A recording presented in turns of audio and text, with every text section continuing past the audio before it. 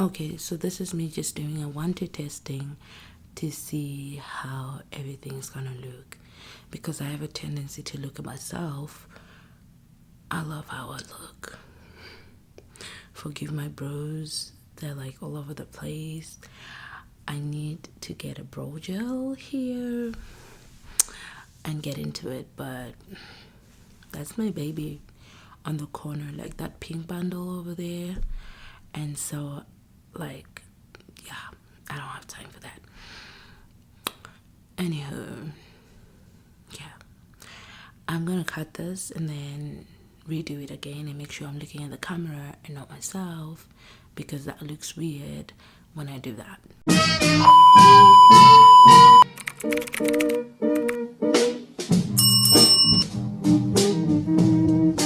Okay, let's get into it. Today we're going to be talking about traveling with a baby. Traveling with a baby 101, if you will. So, my baby is 4 months. She has been on 5 flights and a road trip to and fro when we were in Zimbabwe. So I've had a bit of travel experience with the baby. So I feel like I'm like qualified to talk about this because it's something that I have gone through. And I've researched quite a bit, like on YouTube and stuff, on how to move with a baby before actually the first flight, because I was anxious. I didn't know, like, her first flight was before she was 3 months, and so it was a bit difficult to navigate all that without like feeling anxious before actually going through it. So I did a ton of research. Some of it was helpful, some of it was not. And I'm going to talk about what worked for me and it might help you, because most of the videos I saw were just one or two and not like a comprehensive list or anything. I wrote it down so that I don't forget, because I want to give you everything. So if you see me looking down, I'm looking at my iPad so that I don't miss anything at all. Let's get into it. So the first thing that I wanted like to know for myself was if the airline was going to charge me a full fare for the baby. And the airline that we've used 3 airlines through all this travel experience with the baby. They didn't charge us the full amount. They did, however, charge us a service fee of some sort. It differs with the airline. It wasn't anything significant. I remember with Ethiopian Airlines going to Zimbabwe, we only were charged like $50 or like something like that. It wasn't, yeah. But different airlines have different like policies. Some airlines will charge you less and also will not allow the baby any luggage. So yeah, the baby does not have luggage or anything.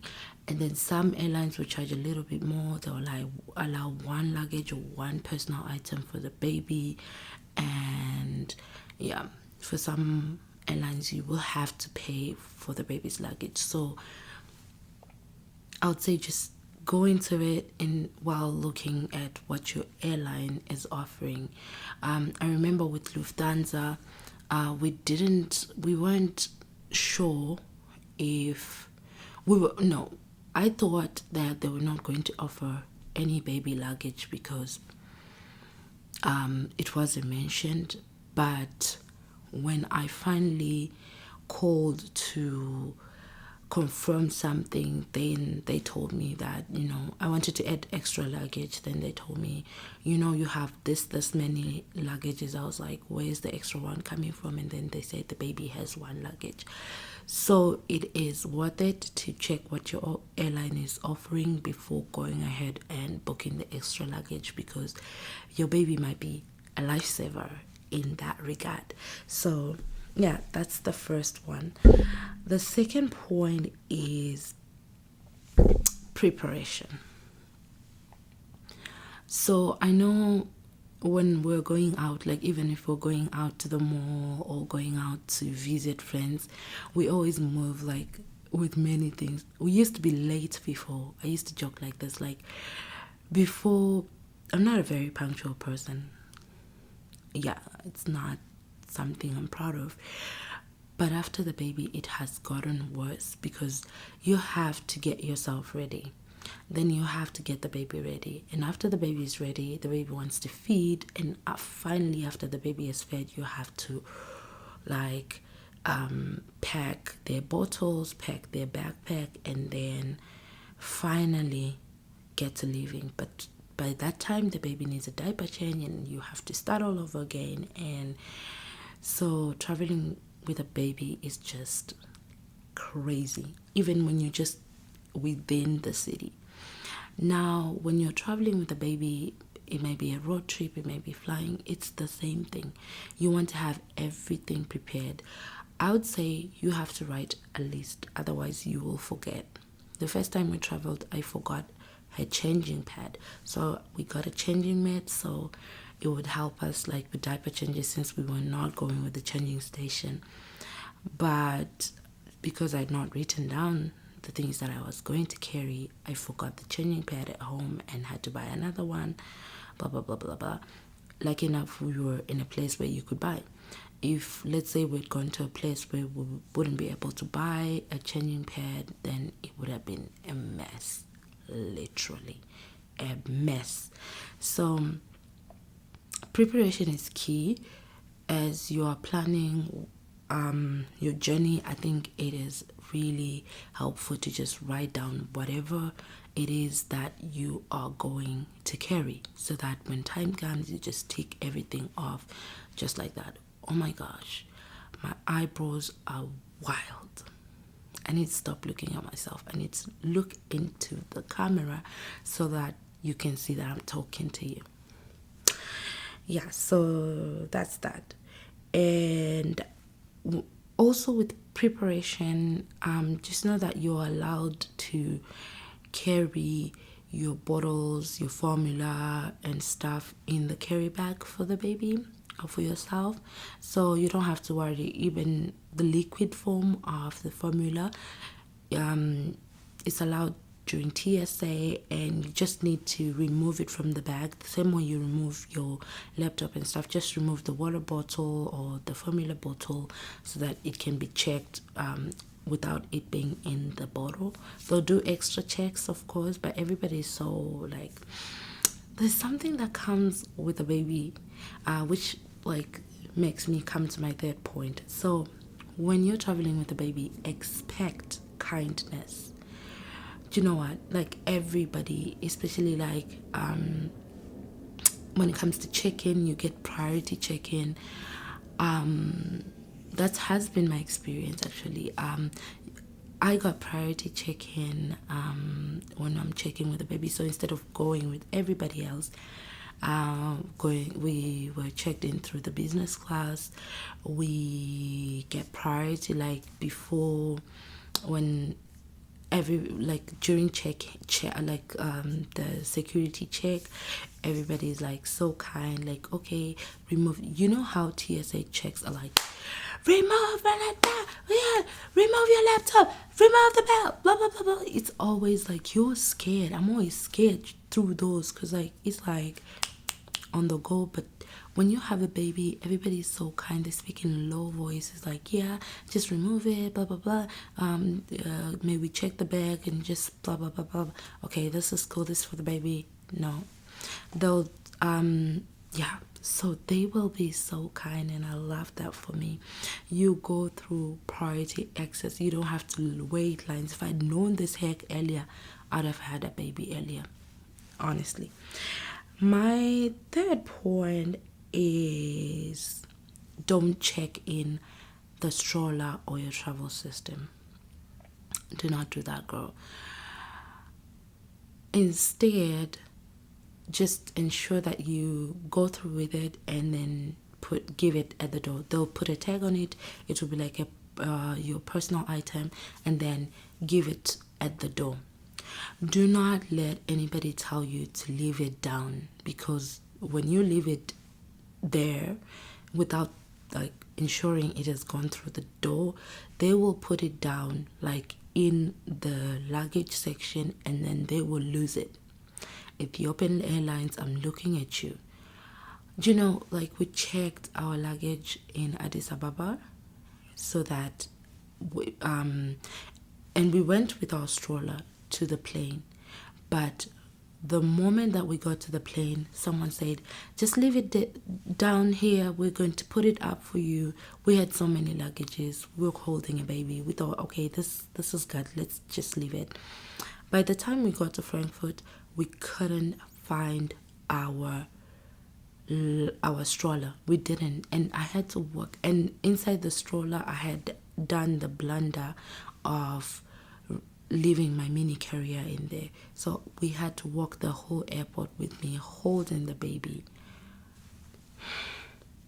with my hand. Like, I had to hold her the whole time with no support, no stroller, no carrier, no nothing. I had to hold her in my hand, and it was a hell of a walk. The airport is big, so you don't want to do that. You have to make sure that your stroller is taken at the door, and so that you can have access to it the moment you get out of the plane.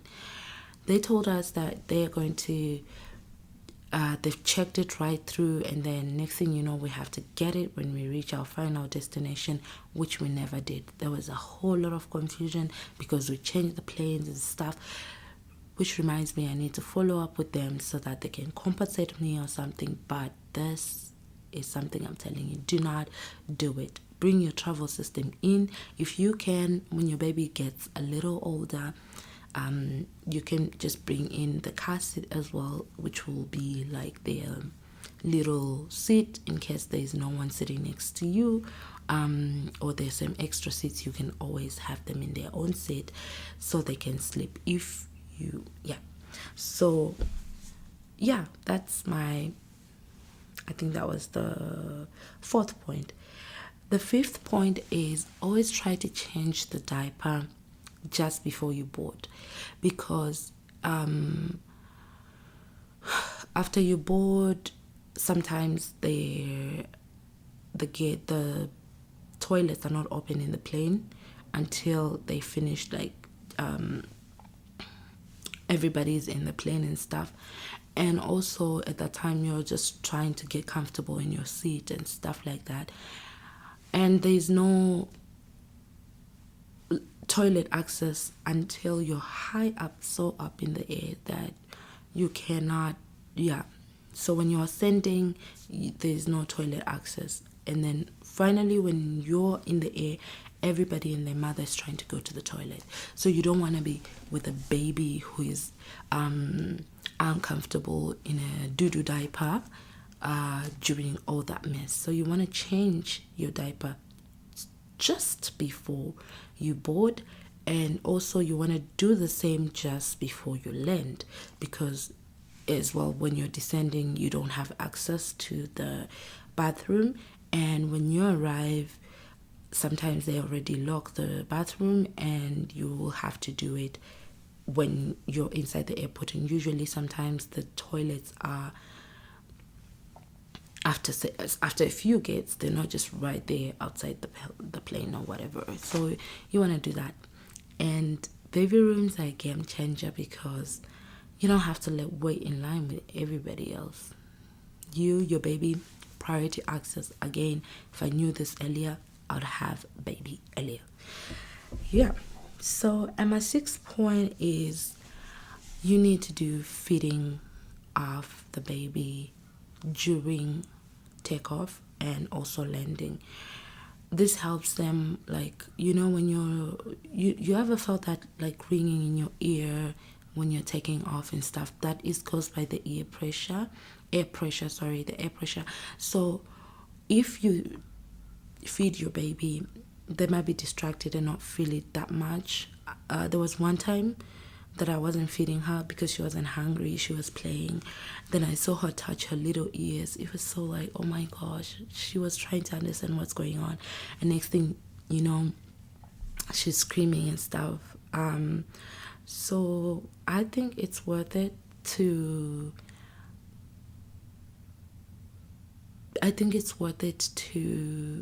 to make, oh, I got distracted. This is called mommy brain. I'm focusing on something else here. I'm trying to tell this thing, and then my brain just starts like, oh, have I done this? Have I done this? And you never get to finish any task with mommy brain. But let me try and continue.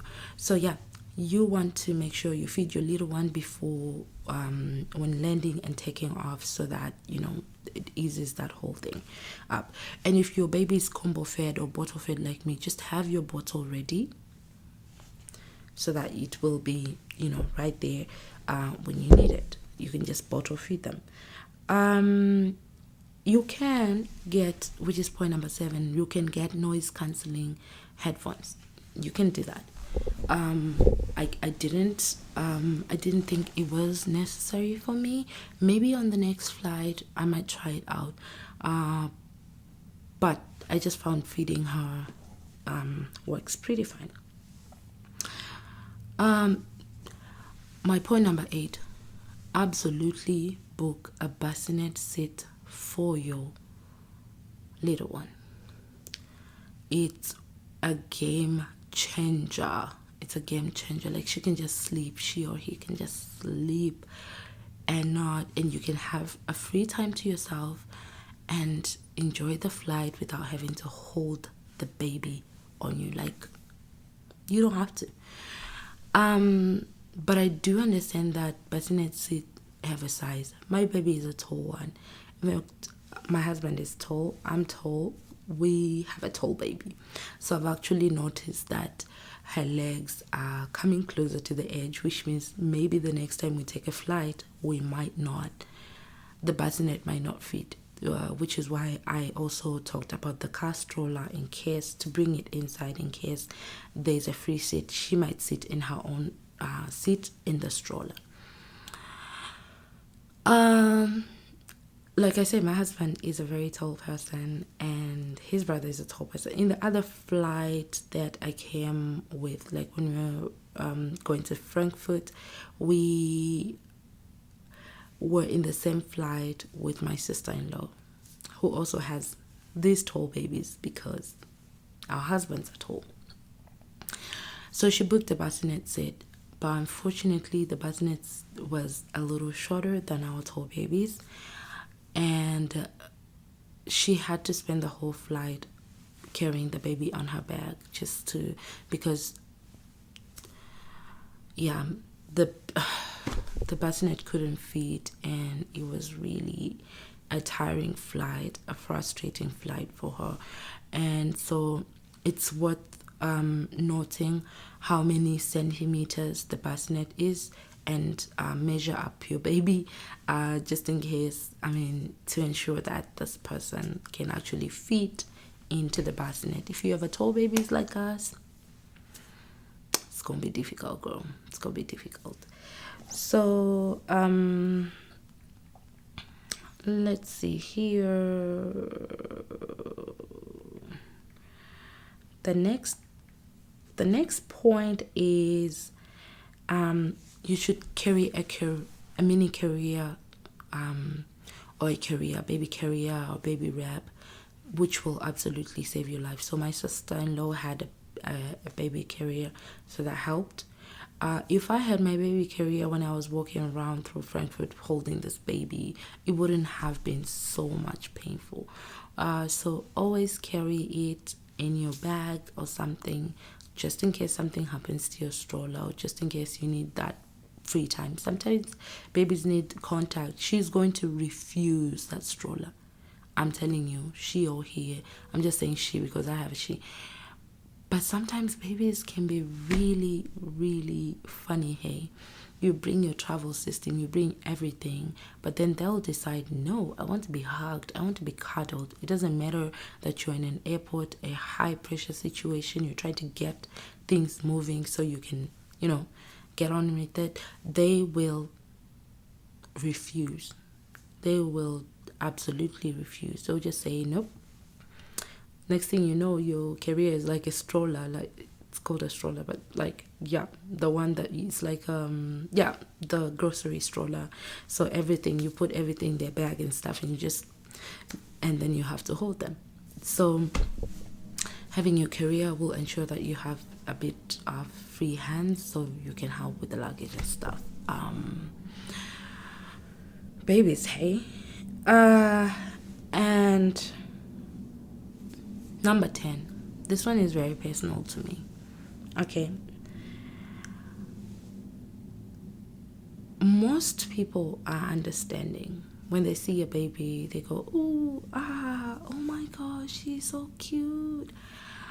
Oh my gosh. When you're walking down the aisle with the baby, I think that is worse than when you're walking. Like, the anxiety is high up there, like when you're walking through the aisle to get married, I think. Because you get mixed faces. Sometimes there's this people, most people, they're looking at this baby and like, oh my gosh, she's so cute. Oh, that's a little baby. Oh, that is beautiful. Then there's some very few people who are looking at it and like, oh my gosh, we have a baby on board. I hope she's not sitting anywhere near me. I don't want to be near screaming baby. Oh my gosh, this sucks. And then there's you who's like really trying to get through this flight, and you also have your anxieties like, please God, let this be a smooth flight. I don't want to piss anybody off. And all those feelings are valid. Everybody's right. You're right in your thinking, because somebody else is thinking, why does she have a baby on the plane? Like, you can just moonwalk to wherever you'll go when you have a baby or something, because sometimes the travel is necessary. Hey, it's not just, So now, when in the few times that you get to encounter a current, so some people will think it out loud. So the current will think it out loud, and then they will be like, no, I don't want this. I don't want anybody sitting here. Why do you travel with a baby? Blah blah blah. The comments will be there, and it will be hard. But please do not engage. Do not engage with her. Do not engage with him. If anybody looks annoyed or say something to allude that you shouldn't be with a baby in the plane, do not engage. Do not give them a time of day, because the moment you engage them, it will become a pissing contest, competition, and you're defending your honor and the honor of your baby. This Karen is also out here saying whatever they want to say, and you will exchange words, and you're trying to see it. You're trying to take care of your baby. It's too much. Do not do that. Unless they address you or touch you or do anything, or like, do not, like, try by all means. I went through this. So I got the bassinet seat, but my husband could not get it, because in that row that was the only one remaining. So my husband was sitting on another seat, and I was between a couple. So when I got there with my baby, the wife asked the husband if he would like to move, and I will sit at the end. I had no problem with it. I didn't want to break up a couple. But the husband was okay with his aisle seat because he wanted the leg room. The wife had a window seat. So I sat in the middle, and she was cooing and helping me with the baby. She said, can I hold her? Oh my gosh, she's so beautiful. I said, okay, you can hold her while I'm like finding my seatbelt and stuff. Then when the plane was taxiing, she called the flight attendant. She's like, oh my gosh, is this lady going to have to hold her baby the whole time? Can't you guys do something about it? Which was like empathetic. I was like, oh no, don't worry, they're going to do something about it once we're in the air. She was very friendly. I was like, oh my gosh, thank you, this is really amazing. Because the last time we were on a flight, I was sitting with my husband, so it wasn't really, and the next person also had a baby, so it wasn't really anything. So on this flight, I'm sitting alone with the baby and some strangers, and they seem nice. The husband on the other end is looking a bit annoyed, and so I'm trying by all means to ensure I'm in my personal space. I'm not encroaching on him and just doing my thing.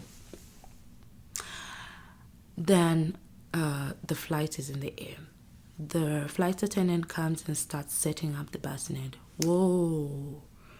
Her Karen jumped out. No, no, no, no, no, no. No ways. You're not putting a bassinet here. I paid for this seat. I can't have my personal space being encroached by a bassinet. You need to do something about it. Let her and her baby be somewhere else. And I kept quiet because I'm shocked. Like, this is not the energy I was getting from her before. So finally, the flight attendant comes and says, "Yeah, I understand, but she paid for it. She has a baby, and this is literally the baby area. This is the only place where we can put her with the baby." And so she's like, "No, I can't do it. I'm gonna have to move." She jumped up before the installation, like she stopped the installation of the bassinet, but she jumped up from there. She's like, "No, I'm not doing this." And the flight attendant was like, "Ma'am, this is a full flight. I don't know if I'll be able to get you another seat or whatever." So she jumped up and stopped.